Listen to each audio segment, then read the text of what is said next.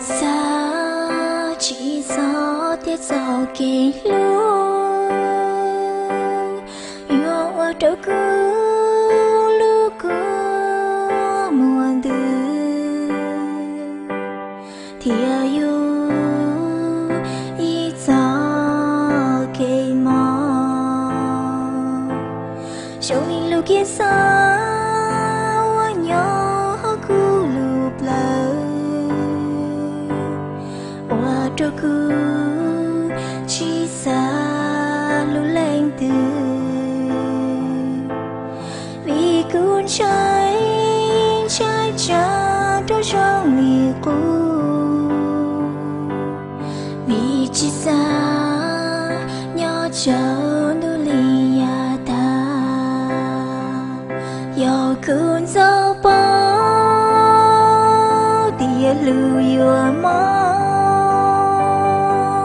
chế nụ nó cứ từ sự nhớ im lên dành che cứ từ chỉ lưu shi dễ cứ lúc cơ mô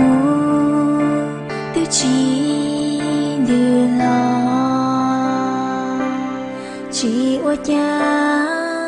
cứ mà mùa xa tiền nơi cho gió ý gió kề khi có cứ bao gió kề lưu tiền nơi mò ấy gió lý cha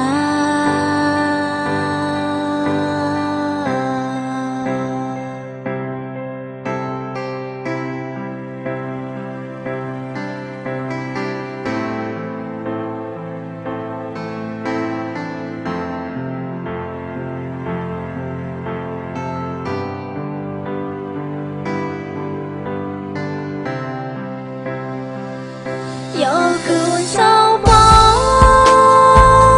tia lưu yêu mơ chế nụ nó cứ từ